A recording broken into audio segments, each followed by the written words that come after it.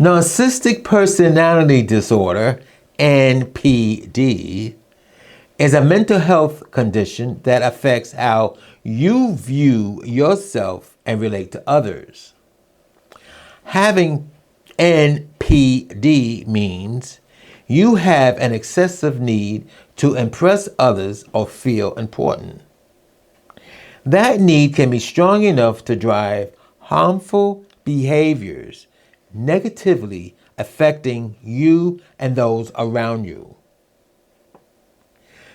Today, my guest, Brad Shreve, and I are going to talk about NPD partners and domestic abuse in the queer community. My name is Eric. Welcome to the craziness that lives inside my head.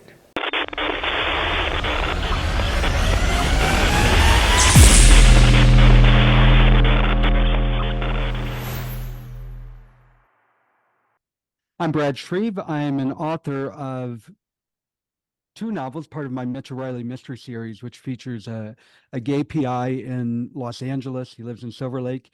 And the first book is A Body in a Bathhouse, which was my pride and joy because I published it in 2019. Despite the name, it is not an erotic novel, though there's a touch of it in there, but I don't want anybody to be disappointed thinking, oh, they're going to get this salacious book and have fun with it.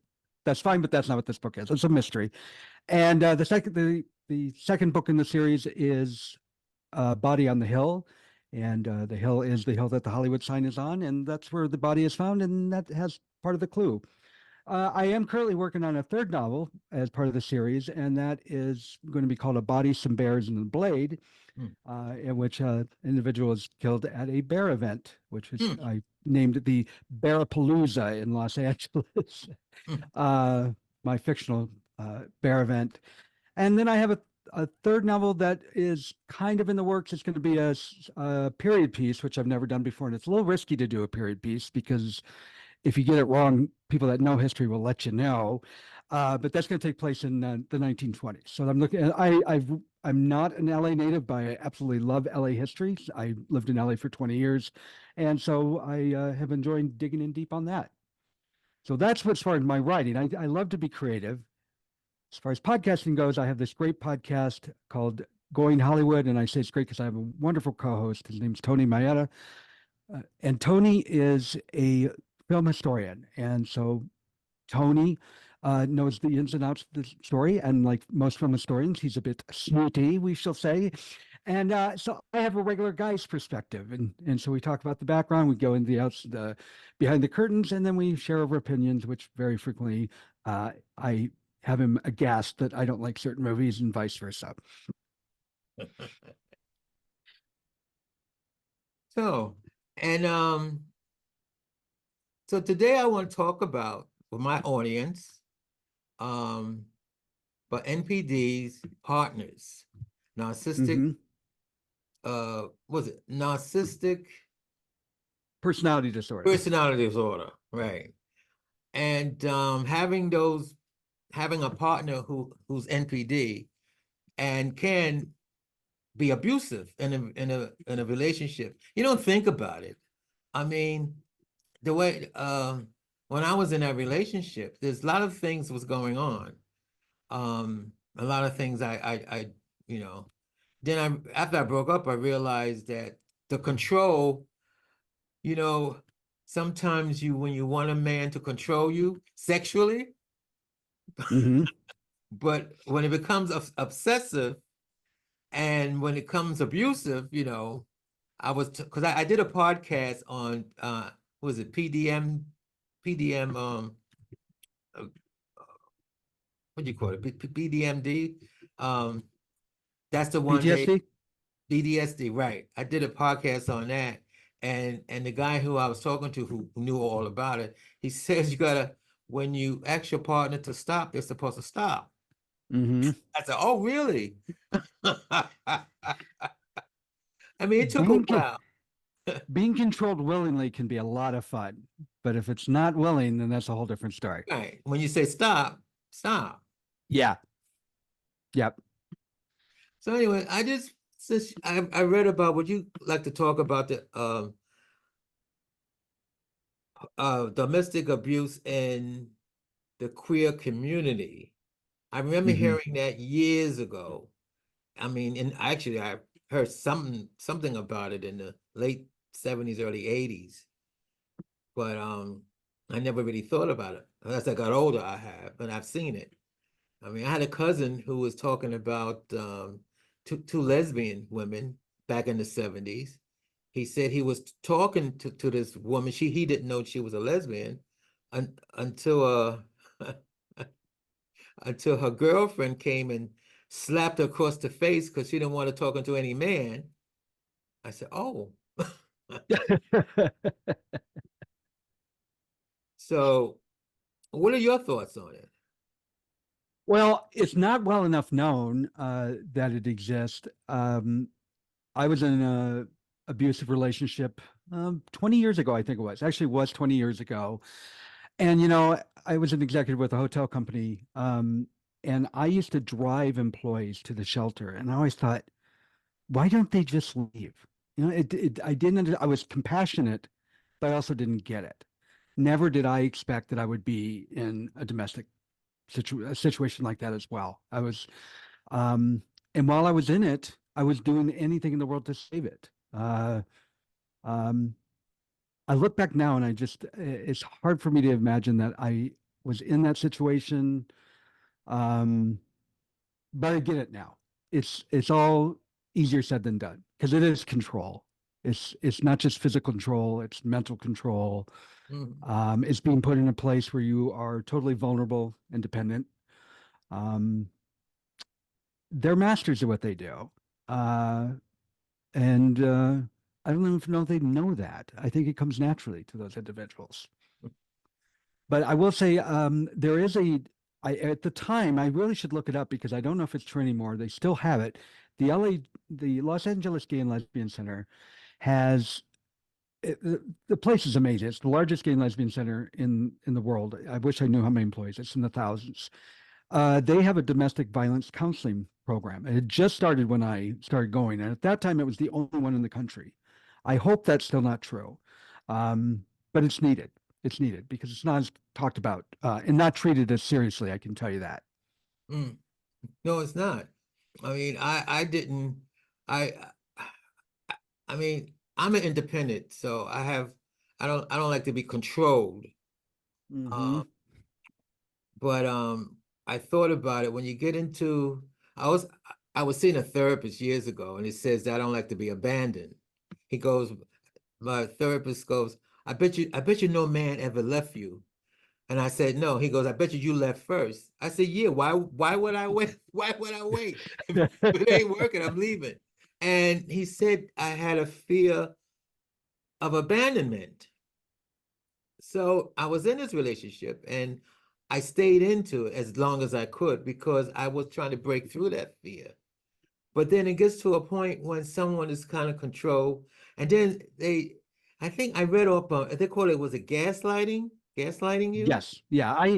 I hear the term used a lot, and I kind of understand what it is, but I don't know the full definition. I just know that it's uh, doing something and putting on you in some manner. Yeah, it's like being you don't know what you like. If I forget to do something, right? They Hmm. say, yeah, that's because of your age, and then I got to look at that up to gaslighting. All I know is it's control. It's Yeah. control. And they do things. And I remember when we first met, we're having this conversation, and he was telling me about himself. It was something, and he wasn't looking in my eyes. He was looking somewhere else. And I'm thinking, is he making this up? Yeah. Yeah. And I read on it, they say that's what they do sometimes. They make themselves greater than what they are. Hmm. And but if I had stayed in that relationship and did what he wanted me to do, I would have been very vulnerable. And I just can't see. I mean, he wants to move way out into West Virginia in a house. And I said, I don't want to live way out in the woods where I can't get to civilization. And I had a cousin, she says, you know what he's gonna do? you're gonna move out there in West Virginia, and and he's gonna kill you and take all your took all your money. But then I just broke it off. It got to be disrespectful when I think he was gaslighting me. What was it? I only saw him once or twice a week because I refused to give up my house. So I had to, and I have cats, so I came home. And then if I'm not with them, I can't get in touch with him. When I asked him, "Oh, what was you doing? You're supposed to do this." "Oh, I was doing this and I was doing that." And like something said he was lying. To make a long story short, I found out that he was lying. Um, Hmm. and then he said, "So what was it? So what's the difference? We're not really going together." And I said to him, "I just don't like to be disrespectful. I don't care what you do, but don't lie to me and being disrespectful, especially because if I'm getting ready to be together with you, Hmm. then I expect to be respected. Now, if you want to fool around with somebody else, being that we don't live together and we haven't really gotten to that point, just tell me. Just tell me. Don't make up these lies. Because Hmm. then I'm thinking, if I did move in with you, what other lies you gonna tell me, you know?" So anyway, that's getting back to this abuse, gay abuse, domestic abuse. I didn't understand it in the sense that how could any, especially a gay person, how can any gay person allow themselves to be abused? But I Hmm. realized this is not all about beating on a person. Right. It is mental.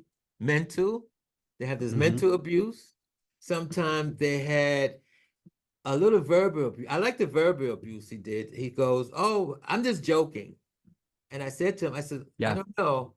I mean, he was white and I was black. So he would do a lot of, I call it stereotypical black stuff to me. And then I give him this look, "Oh, I'm just joking." And I said, after a while, it doesn't become a joke anymore. Yeah. You know, it becomes abusive. Yeah. Yeah. I make a lot of racist jokes. My husband's black, and I make a lot of racist jokes, but we both do it, and it's our way of dealing with the absurdity of racism because we don't, it's so absurd, and it's our way of kind of letting out the steam, um, and making fun of it. But you can do it. You can be manipulative and use it against somebody as well. Like in your situation, that can easily be done. I've Yeah. seen it done. Yeah. I mean, after a while, I didn't think it was. I mean, the day we Yeah. broke, the day we broke up, he said, I know about, he said, "Yeah, a typical black person." And I Hmm. just said, "Well, you don't have to worry about me anymore. It's over." And that was it. That was it. I mean, come on. He was upset. I was upset because I'm being disrespected. And he was trying to tell me he wasn't being disrespected. And then he said, "Oh, a typical black person." I Oh, mean, no emotion, is that remorse? No remorse, no empathy, no empathy. What couldn't see it my side. My yeah. so it's Yeah. My situation, I'd like, you know, if the situation was different, I can't say if my situation was different, I can't say whether I would have stayed in the relationship or not. It's hard for me to believe I would have, knowing my past and knowing myself since then. I have bipolar disorder. I was not long after coming out and leaving a marriage with a woman and my daughter. Um, I was lots of drinking and substance abuse. My life was spiraling downhill. I didn't know I had bipolar disorder at the time. So um, I had was not long out of another relationship that wasn't going well, and I'm the one that ended that. And it ended somewhat amicably. But then I found this one, um, and I was the way I see it, I was at such a low point in my life. I was totally vulnerable, completely dependent on him. I at least four times the amount of money on him than he did, but I depended on him financially, um, emotionally. Uh, I've been with my husband for 17 years and I love and adore him, but I don't ever want to need him because after I left this relationship, I said, I never want to need another person again. So if my husband's Maurice, if something happened to him, I would be distraught. I would be devastated. It would hurt, but I would be okay because I can take care of me. Right. And that's the difference. I needed him. And I swear that will never happen again. So um, I needed him to make me feel important. I needed his love.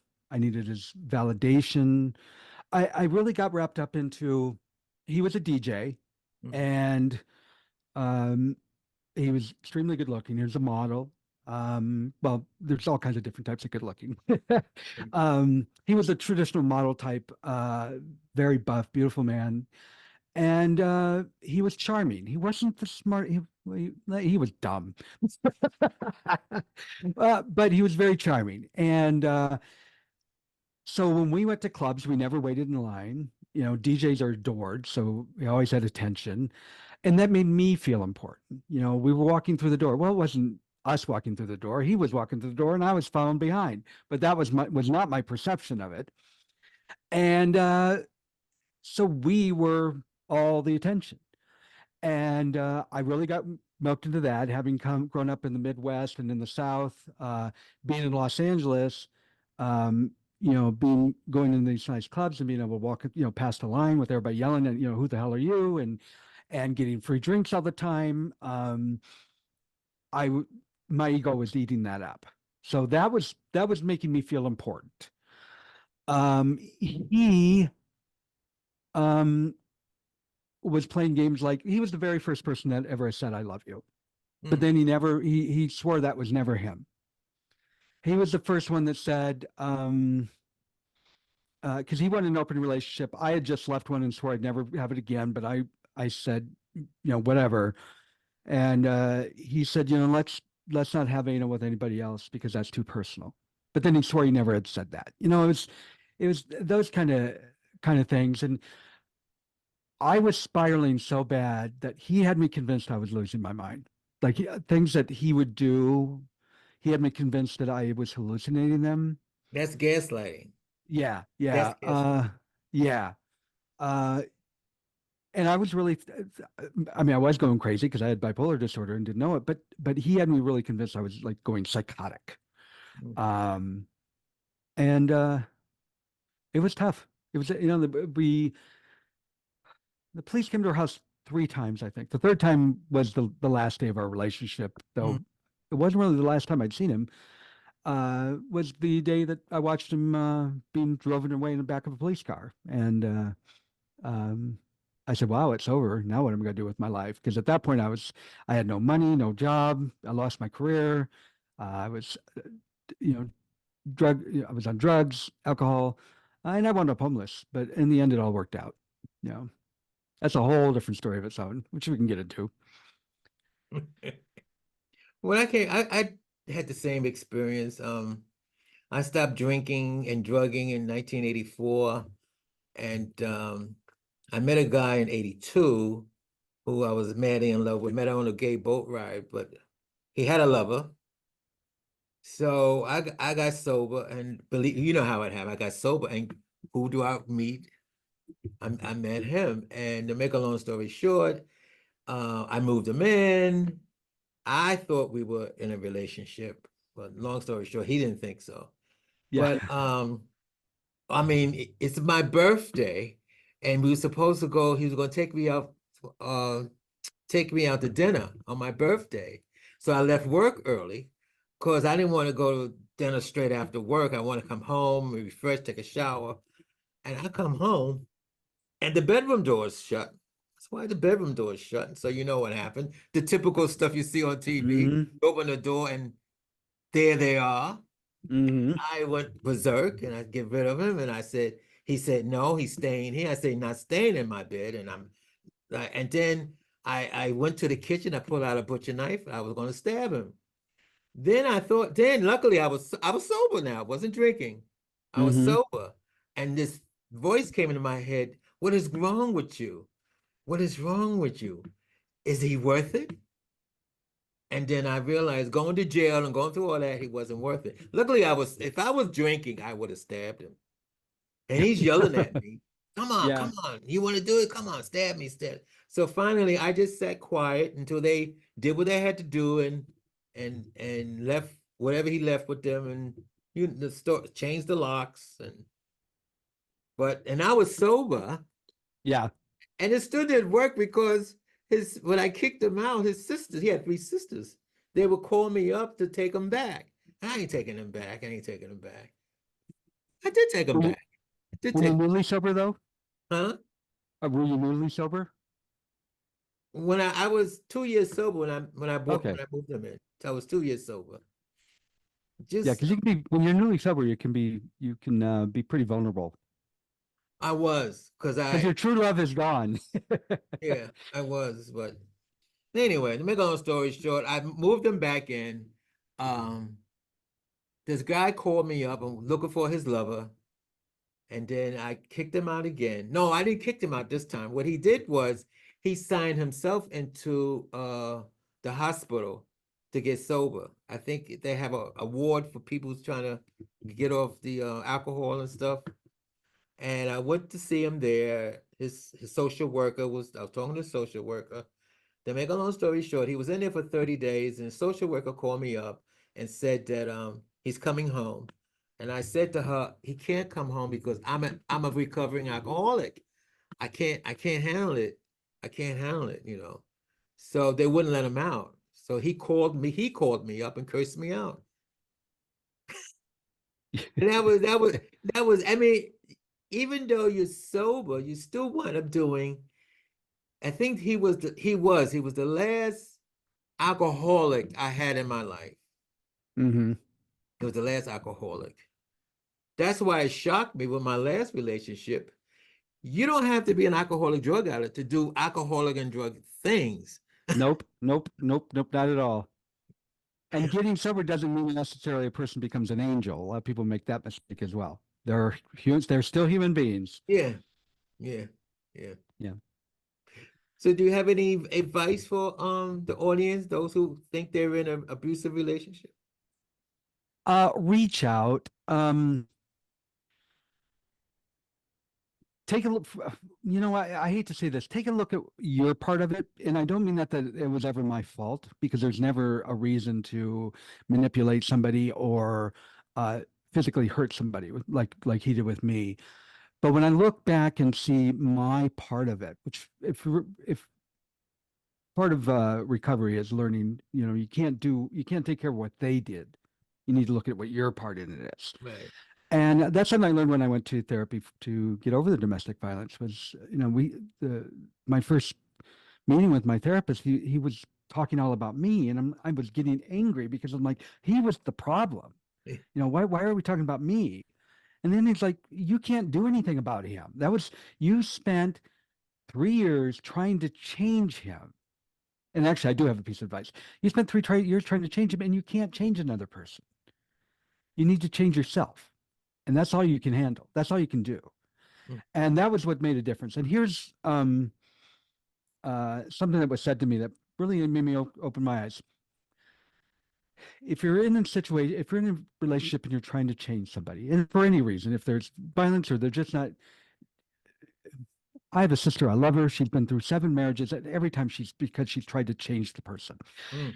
And what somebody said to me is, imagine your parents when they were your age and you tried to change who they were and change the way they think. Do you think you would have been successful? I said, no. And they're like, why do you think you would be any different with him than you would have with your parents? And it's true. Mm. A relationship is making accommodations, but changing who a person is not. Yeah. So don't ever need somebody. Love them passionately, love them unconditionally, but make sure it's returned.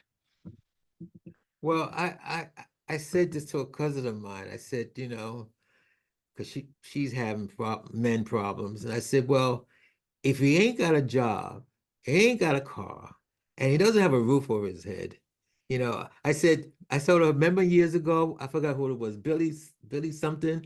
Nothing from nothing leaves nothing from nothing Yeah, leaves nothing. And I yeah. said, remember that song I told her? Well, what would you want with that? You know, she goes, well, then she goes, well, maybe he's down on his luck. I said, well, I've had enough of people who've been down on their luck. I said, because why are they down on their luck? You know, I don't know. It's I just don't like this abuse and it's amazing. I've seen it in the gay community. I've Hmm. seen it. I've seen it. And then I've also seen it on another level. Uh I remember this guy. I don't know if he's still alive yet. Um oh God, Albert. His name was Albert. And I met Albert through his lover. I didn't know at the time. You know how you meet somebody in the park back Hmm. in the Oh, day. I don't know what you're talking about. Yeah. And he took me home. And he was living at that time. The guy was living with and his brownstone, which was very interesting. This is back in the 70s, and I didn't know this. Now I know it exists, but it was an older man at my age back then. He was his brownstone, and he had I think like maybe 10 men living with him. They all were down on their Oh, luck. They're all were down mm, on their luck. So they live with him. I mean, they get these jobs, I guess these cheap jobs. Remember, like a dishwasher, hmm, but they always had, I know when I first got there, he was telling me about it. Yeah, if you ever down on your luck, you could go to so and so place. Anyway, Albert and him lived in this rooming house. So that's how I met them. And to make a long story short, let's go down, fast forward. I think have you ever had somebody that trick with you only trick with them when you see them either at the bar or the bathhouse or it's always the same one? hmm. So now it's been five, I think we did it for 5 or 7 years. So now him and Albert had their own apartment up in what is it? Oh, the gay part of New York City. And he took me there. I met him at the movie house. He said, no, let's go home. I went home and well, Albert knew who I was, and I went into the bedroom. We did what we had to do. He fell asleep. And then Albert told me to get out. He said, don't get out and don't ever come back. Which I didn't. That was the last time I fooled around with him. But then I noticed this, but I'm like, why are you with him? Why are you with him? But then somebody mentioned, that was in the 70s. And then when they came out with this terminology, open relationships, wouldn't that come out in the Hmm. 90s? Open relationships. I was before then, but yeah, I think it became more common Yeah, but I use. didn't hear that in the 70s, that terminology. Yeah. I know I didn't hear it. And then I started hearing this open relationship. And I'm like, well, why would anybody want an open relationship? Especially if you love somebody. Yeah, I'm probably gonna get some people upset with this when it comes to open relationships. I've been in two, Yeah. and they have their pluses. They're fun, but yeah, I couldn't imagine being in one right now.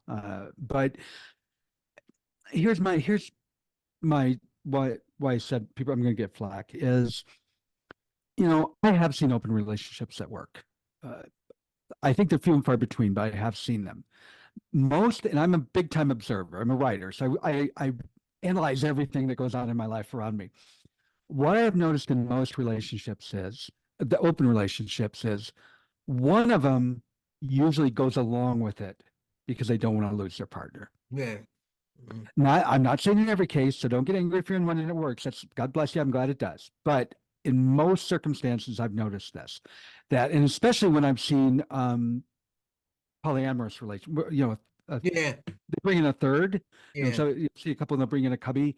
Um, one of them is usually very much. If you pull them aside and you talk to them, they're distraught over it. And again, I'm saying in most circumstances that I've seen, don't you don't if you have a one that's working out, you don't need to come prove it to me because I've seen that. I'm saying in most circumstances, I have not seen that happen. It's usually some form of manipulation, or even if the person that wants the open relationship doesn't realize they're manipulating it, they don't realize they're with an individual that is so insecure that they're willing to go along with something they don't want because they want to hang on to you. Right. Um, it has to be mutual. It has to have very strict rules, and everybody has to follow those rules. The first open relationship I was in, when we said, he asked me, he said, "Do you want to have an open relationship?" And he said, "I'm going to leave it up to you." And I was like, it makes me uncomfortable, but I am just newly out, and maybe it's good for me, to kind of play around a little bit. And so we sat down and discussed the rules. And he's the one that said, "No dating at all, none." I said, Mm, "Okay, that's fair. I don't want to date." But then he would go to a guy with dinner, and then go to a movie, and then go to his apartment. mm. And I'm like, That's "Well, the you thing. want on a date?" "Oh, no, no, we're not. We weren't dating. We're just friends." And then we had sex.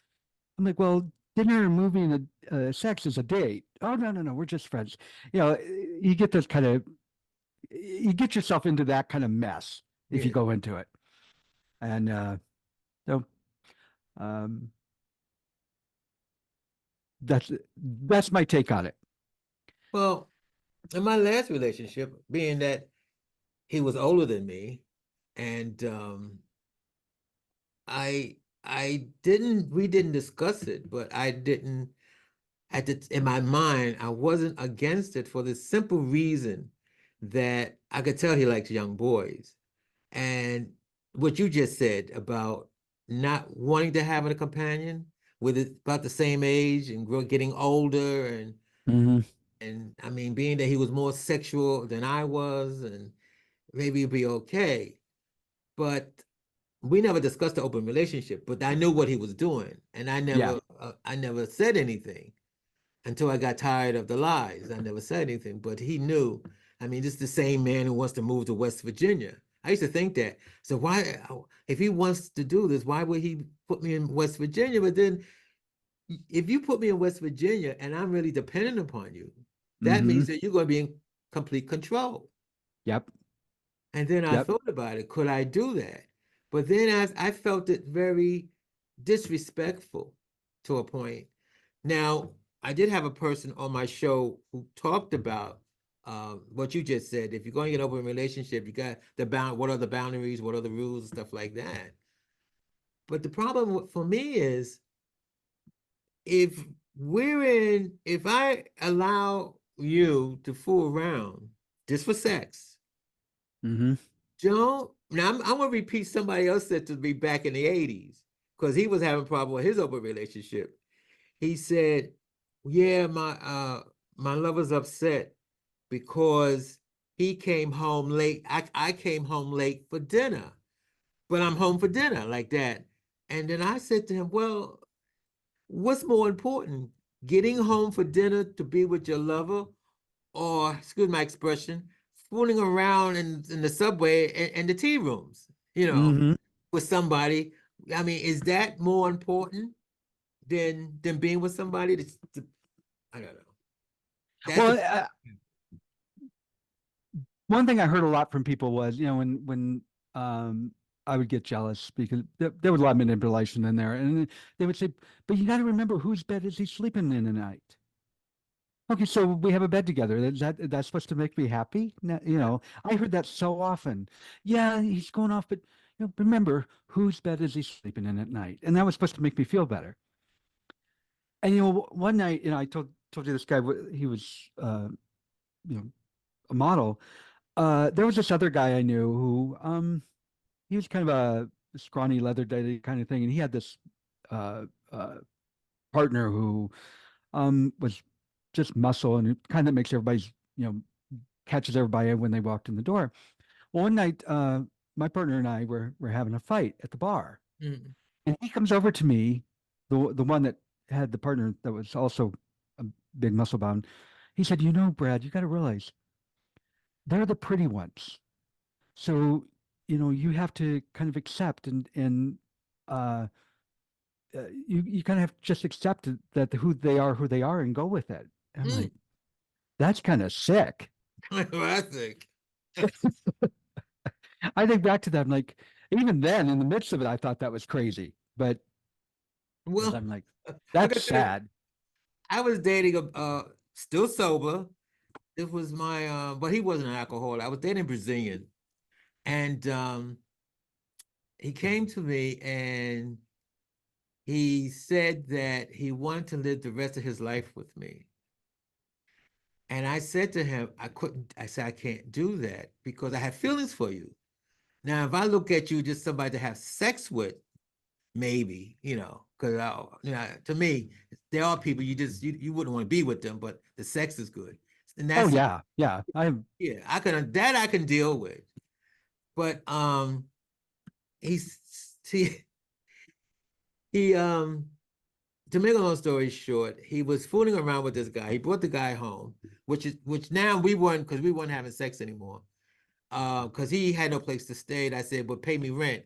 Seeing being that he was paying me rent, he could bring anybody he want. Yeah. He slept in the living room. Well, anyway, he did something stupid. I don't want to get into it. That's another subject, and I kicked him out. So what happened was, the guy that he was fooling around with had rented. He was gonna move in with that guy, of course, and the guy showed up to move the furniture out, right? And this is his new guy now. He gave me this look. He goes, I got myself a hot man. And I laughed. I said, you got yourself a hot mess. And what you just said to me brought to mind. I mean, because he was Brazilian, he was hot, he was hot hung, he was everything that Mhm. a lot of gay men want. But who want to go through that bullshit? Yeah, I mean, I gotta say, my eyes lit up when you said Brazilians. Yeah. Who wants to go through the bullshit though? No, no, no, not at all. Not at all. I don't think it's worth it. No, no.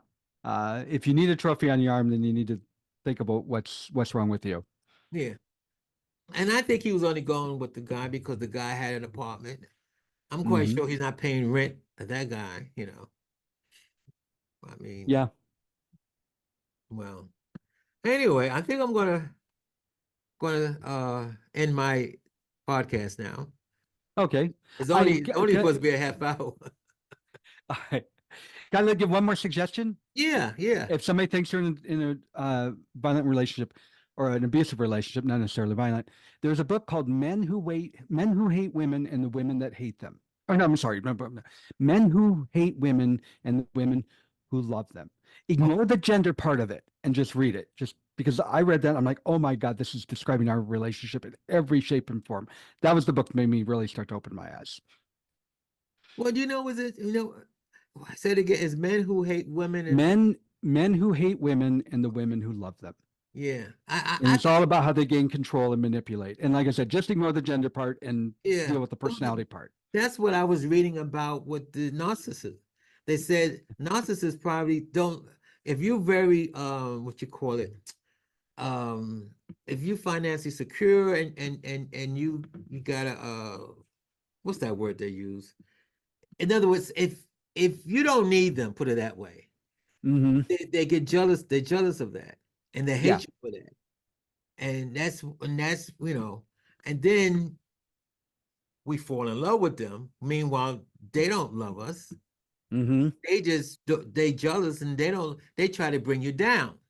Yep. It's all control. It's all control. Yeah. It's Yep. all control. I'm gonna say one more thing. Okay. Always tell this to new guys that I always meet who talk about love and all of this. I said in the 80s, it was a black lawyer. He wanted to marry me. Now he had a house in Vermont, and Vermont was the first state that came out with gay marriage. Hmm. So we were gonna date for a year, and then just and see if it works out. And then we was gonna go to Vermont, get married. Then we come back, he was building two houses. One for us and one for his parents. He said, you don't have to work. I'm a writer. He said, you don't have to work, just do your writing. And listen to this. I don't have to work, just do my writing. It's gonna be his house, our house, and take care of his parents. So when that part, the take care of the parents part came out, and I'm like, that's why you don't want me to work. You want me to take care, in my mind, you want me to take care of your parents. Well, the Until he interesting, said that, it sounded like a good deal. well, he thought it was a good deal. Well, yeah, to take care of, yeah, you're right, to take care of the parents.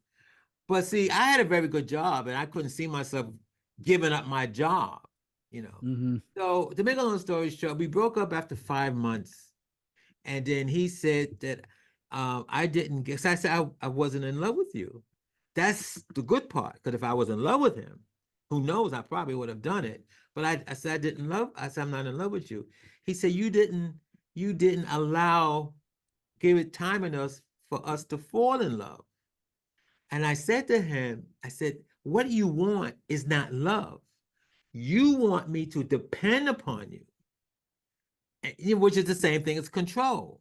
I mean, imagine if we did get married. I mean, and Hmm. that's how I look at it. I told it to a girl. She goes, well, if you're married, you got to get part of the house. That's not the point. I'll tell you that the worst way to find a relationship is to be looking for a relationship. That's what I've learned. I've had some great relationships in the past, and we broke up because it just didn't work out, and it was amicable, and they're friends. Yeah. You know, that's going to happen. But every one of the good relationships I had, I wasn't looking for one. My husband, I was like, I told people, I am not looking for a relationship. I just want to meet some guys that I can date. We can go out to dinner. If we have sex, we have sex. If not, it's all good. I just want to just enjoy life. That is exactly when he stepped in my life, and I'm like, oh my God, I've fallen in love. You know, that's if you're out there looking for it, it's not good. That's No, my opinion. It's scary. You can want it, but don't go hunting for I know. I know. I try. it. I try. My therapist, my psychologist, said to me years ago when I first got sober, he goes, just because a man likes you doesn't mean he has to fuck you.